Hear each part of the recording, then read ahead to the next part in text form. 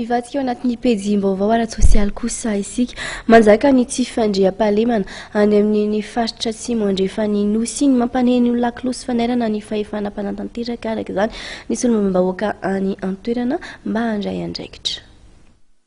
Manaitra ny fahefana mpanantanteraka mba hampiatra ny tolo-kevitra lany tamin'ny fivirimben'ny antenimieram-pirenena mikasika ny tsy fandriam-pahalemana any Atsimo-Nosy ny solombavam-bahoaka avy amin'ny faritra atsimo andrefany.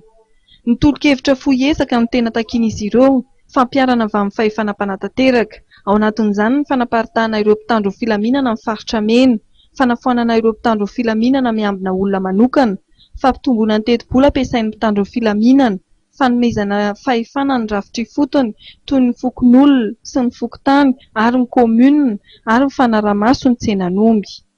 Janonana ny fanoranana ny omby tsy mila texte zany. Déclaration fotsiny zany politique na déclaration sec zany anaovana fazakana azy anaovana izany gouvernement zany. Ya fanoranana ny omby na agnivelany io na itotoerana mandeha sahala amin'izany hoe miparitaka alainao mpanarivo alainy ty mpanarivo le miaramila manjary manome vahana ny halatr'omby agnivelany agny ambanivohitra le miaramila zay miparitaky ambony io averenao amin'ny camp reo na ito tandevaky reo mahitany karahana misy mepinazy raha misy am'izay zany zavaraha angatahiny vahoaka tsy mahita lizy tany fosiny zao akady vahoaka io zany maramila ny tongeny handravatra-n'olona manginy fosiny mpangala raha tsy hitany zareo zavara sahala am'izany tsy mila texte fa fanapaha-kevitra raisiny fitonam-pazakana mahafonany ato zay ary zany natelo izy fohezaka roa volana zany fa misy zavatra teneninao zay hay zao dia tsy atoronao hainay zay zany hanavao ny texte rehetrarehetra mikasika ny halatr'omby andraikitinay zay andraikitinay zay ngano hamadika ny dina holalana asanay zao zao koa raha mamono dahalo ny gendarme ohatra dia le misy ndray no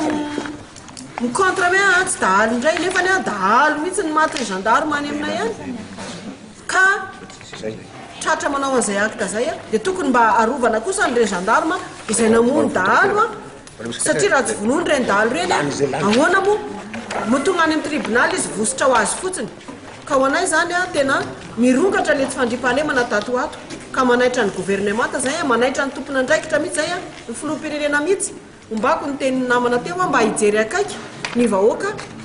zay faritra misy anay reto anjakany ny tsy fandriam-pahalemana tanteraka zany fa tsy afaka mokatra tsy afaka mboly ary tsy afaka hianatra koa mpianatra. No amafisan'ny filohan'ny Vomera manokana mikasika ny ady amin'ny tsy fandriam-pahalemana eto Madagasikara fa andrasan'izy ireo ny fampiaran'ny fahefana mpanantanteraka ny tolo-kevitra avy amin'izy ireo. Mbola anisan'ny viana tanterahan'izy ireo ihany koa ny hanolotra tolo-dalàna entina migorana ny tsy fandriam-pahalemana.